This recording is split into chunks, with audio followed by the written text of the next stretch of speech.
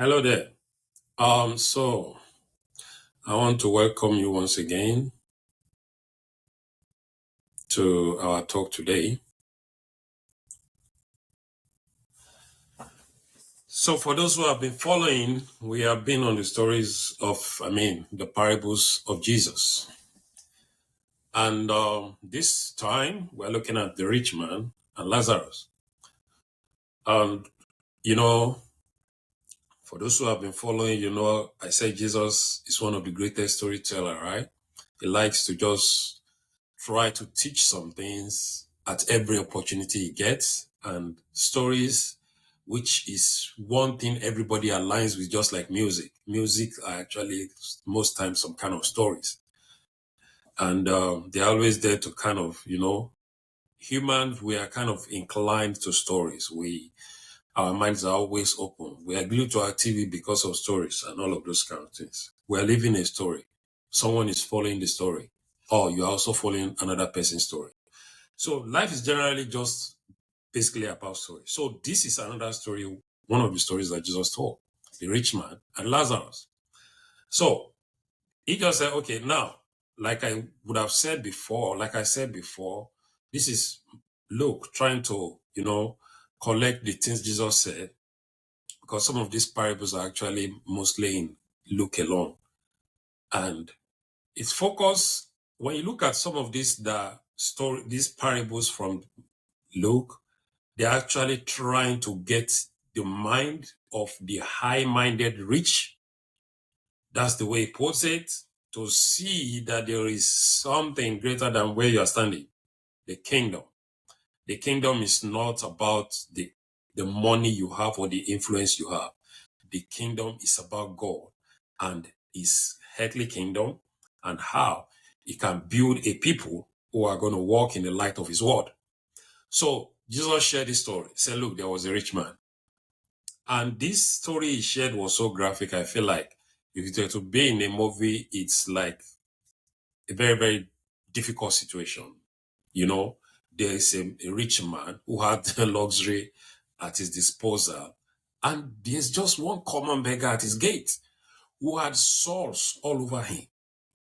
And the rich man's dogs were just licking his wounds. How does that look to you? It looks bad. It looks crazy. It looks like something that should never have happened. But, it probably didn't happen. This was Jesus just sharing stories. So now it's like, look, and the dogs were licking off. And what happened? This man died. The guy who had sores all over him, who happens to be Lazarus. And then the rich man also died. The time difference between when they died, we don't know. That's not the concern. The thing is, they both died, and sure as steady, they showed up somewhere. Wow, where are we? The rich man was like, okay, so who am I seeing? I'm seeing Lazarus with God or Jesus or Abraham. And now I am in this terrible, nightmare. I've never thought I could be here. So now the focus is this. I don't want us to ignore because it's mostly about teaching. It's mostly about Jesus trying to educate us about something. It's mostly about him trying to help us realize who we are in him, that without him we are nothing. And it is he who has given us grace to walk this walk and live this life and to be the best that we're supposed to be. So, and the rich man called and said, can you just tell Lazarus to just put a drop of water in my tongue? I'm like, no, that's not happening. Why? Now, I want you to just get an understanding, because sometimes we tend to ignore the realities of these stories that Jesus is telling to teach us something. Is the fact that he said, look, Abraham replied, son, remember that in your lifetime, you received your good things, while Lazarus received bad things. But now he is comforted and you're in agony. And besides all, between us is a great space that has been set in place, so that, I paraphrase that, so that those who want to cross over Cannot. So this is my thought process. Like, you see, this man was looking at another human being suffering. He was not bothered. He probably was laughing. He probably was having fun. It probably was just like, look, this is nice to see some dogs licking up this guy. That's a great thing. It was something good for him to see. It was something that he felt was okay. You know, it's just like the world, where the world is. Like, some people just sit down and take delight in seeing other people destroyed. Some people are happy to see the destruction. Now we can quickly nail it to the devil. Yeah, the devil is doing a lot of things. But sometimes I just like, as humans, as Christians who are preparing to go into the kingdom, to just live as humans and take all that is our blames. That man was having his life. He was having a good life. That's what the Bible said. He was just feeling whatsoever way he was feeling. He was feeling like he was on top of the world. Oppression to him was what gives him air to breathe. It was, if he was not oppressing somebody, he does not have oxygen. Oppression was his oxygen to survive. That's how it is in today's world. This is how it has always been. Some people take delight in seeing others suffer. Some people rejoice when others' lives are destroyed. Some people, the only thing they can think about is to see how they will bring down the next person to them. Some people feel like if they don't bring down someone else, they cannot move forward. They cannot get to the next stage of their life. They don't see it that in life, that the space, it's just like, there's this adage that says, like, the air is wide, the cloud is wide enough. The space is wide enough. Everybody is able to fly without touching the other one. You understand? Some people don't see it like that. Some people feel like if they do not crush someone, if they do not shoot down someone who is trying to rise, then they cannot have joy. Why? Because they have a twisted mindset. Why? Because they feel like, because something else, they are not living the life of the kingdom. Let me just put it that way.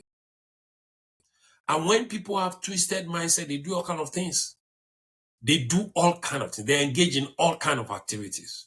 Sometimes they are pedophiles. Sometimes they answer all kind of criminal names. Because without them usurping or taking advantage of someone else, they cannot get to the next stage of their lives. There is a channel, there is a way they have made for themselves. There is what they have told themselves.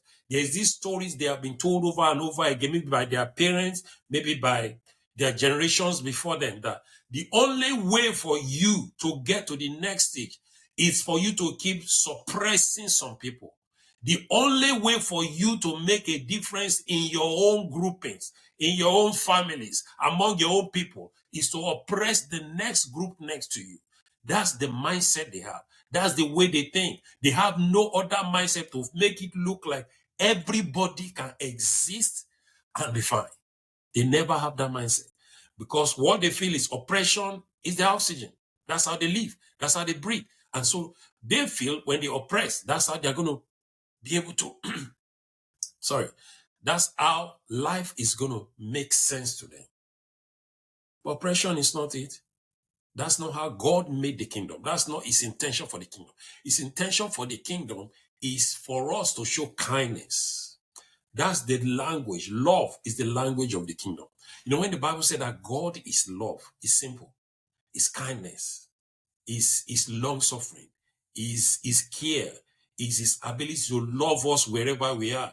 It's his wanting to just help us in our misery, get us out of our crisis.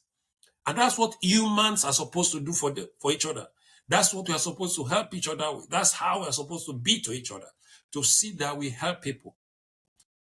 But the world has changed a lot. The world is changing, and the world is still going to change. Sometimes you wish it gets better, but then it gets worse. And this was the situation with this rich man and Lazarus. And so he was talking to Abraham from the story Jesus was telling. It's like, hey, look, can you tell Abraham to just give me some? You know, the first thing Abraham said, hey, hold on. When you were on the other side, you were having it good. You thought you were having it good. Lazarus was having it bad. All that presented himself to you as Lazarus was your stepping stone to the next stage. Let me say that again.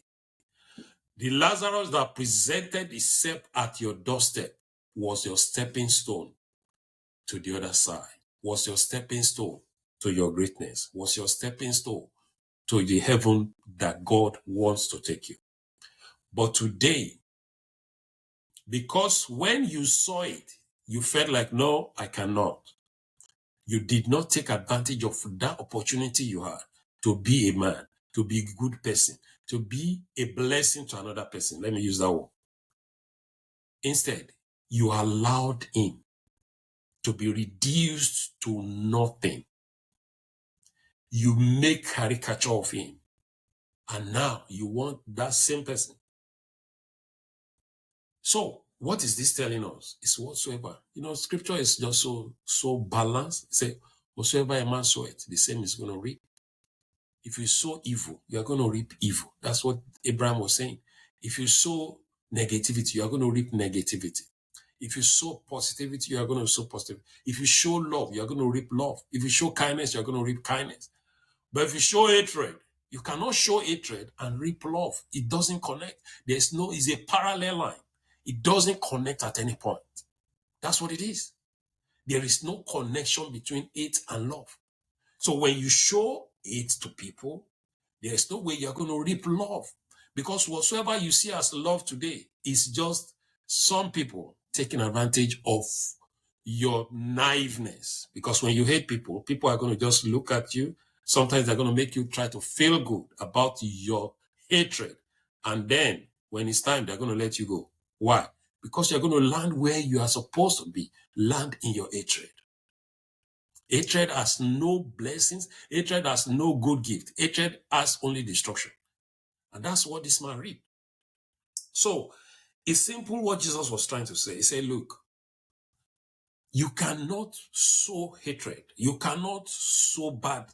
You cannot sow negativity and reap positivity. No. It's this simple. The kingdom is about the next person, the next human. You know, we are always so caught up in religion and just activities, and we forget about we forget about who we are in Christ. We forget about what Christ was about. The Bible said he went about doing good. No one forced him to do anything. He just knew this is what I am alive for. He went about affecting people's life. He was everywhere seeking hoping to open the next door for the next person, hoping to help the next person get into the next stage of their lives. That's what Jesus was about. This is what he's always about. This is what he's still going to be about tomorrow. Helping the next person, giving justice to who needed it, making sure that people get into the next stage of where their lives need to be, not living a confused and frustrated life. Every way he needed to shine a light, he was willing and ready to shine the light. Any point that it was necessary for him to help someone, he wanted to do it. But this was not the goal of this man we're talking about. His goal was to bring up, to derogate, to look down, to hate, and all of those kind of things. I don't know, maybe you as a person, you hate someone. Today is the day for you to give it up. It's not going to land. It's not going to, because all of the people today who are giving you all of the backup are going to let you go at some point. All of the people who are holding up the ladder for you to climb on in hatred, they are going to let go the ladder at some point. And you know where you're going to land? In that hatred. So be aware that hatred does not yield any good fruit. Rather, it brings about destruction. That's what Jesus was addressing from the story of the rich man and the Lazarus. And then he went for that. You see, this is the thing. When he was making caricature of Lazarus, maybe he was doing it with his family, like, hey, Look at him. And he saw where he was. He was like, wow, I don't want my family to come here. Can you please help? You see, association determines acceleration. Association means a lot. Who are the people? What are the kind of people you are associating with? Who are the people you call your family? What are the kind of people you are aligned with? This man was aligned with people who have hate, and now he has seen the other side of it. So he was like, okay, look, I need you to help. Can you just help so that all the other guys don't come here? Let Lazarus go and tell them, look, where he is. Like, no, that's not happening. They have a lot of people. I have messengers who are there.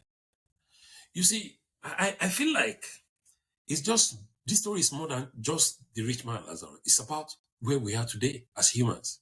You know, I keep focusing on humans because we are destroying who we are. Humanity is one of the greatest group. Don't quote me anywhere. I'm just saying the truth of what I know from all of the things I see every day. That I do not believe humanity is suffering like it is today. Yes, so many things have happened in time past, diseases, chaos, all of those stuff. Yeah.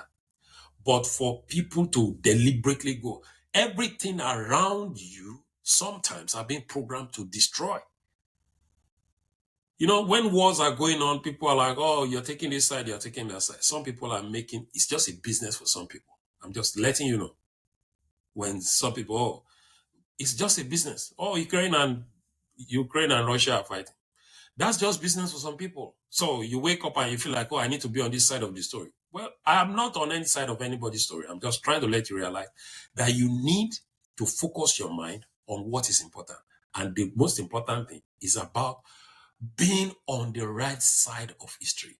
The most important thing is loving as Jesus would love. The most important thing is being kind as Jesus would be kind. The most important thing is opening the door for the next person. The most important thing is helping in every way possible. The ministry of help is one of the greatest things you could do to prepare for the next person, because that's what we are alive for. Opening, making a door, sharing, having a way to share or help someone. That's the greatest thing you can do for the next person. And this is the long short of it. It comes back. We have different definitions for it, but I'm going to tell you, when you are kind to someone else is going to be kind to you. Does it mean that you're not going to see people who are going to hate you yeah, you're going to see. But I'm just saying, you're still going to see people who are going to be kind. People will go out of their way because of you. Why? Because you have been kind. That's the way God designed it. You know, when we say we have conscience, that's one thing God gave us. It's something you have. You can't throw it away. Yeah, some people, the Bible says their hearts their conscience are sealed with hot iron. Yeah, I agree 100% with that. So it seems like they don't have all of these impulses to know exactly, that they needed to do what is right. They do have it. Yes, it's kind of submerged somewhere in their subconscious. Yes, but they still have it. And sometimes it shows up, they know, they just keep ignoring. So today, my story is not long. My story is just following the story Jesus told. Be kind to somebody. Be nice to somebody around you. They may not have all the privileges you have, but you can help. Maybe through the ways you treat them, through the ways you care about them, through the ways you love on them. You can be of help. Because through people's situation, people are taking advantage. You are not taking advantage of them. You are trying to help them in their situation.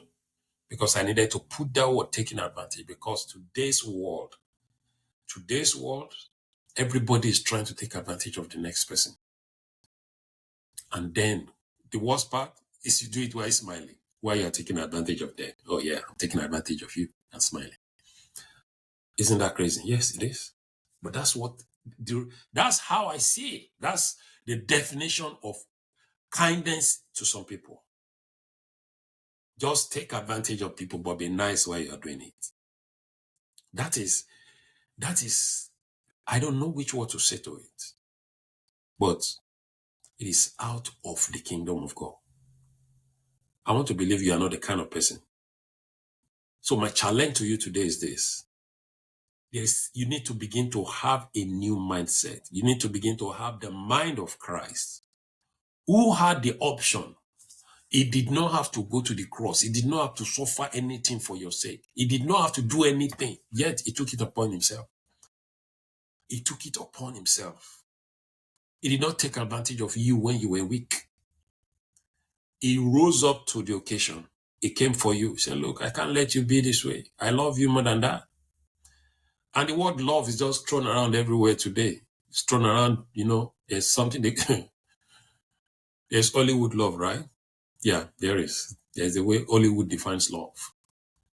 But Jesus' love is the kind of love that is shared in this parable where he said, look, when you give to someone that is going to give back to you, then you are not giving. But you are giving to someone who cannot. That's when we're talking about the banquet.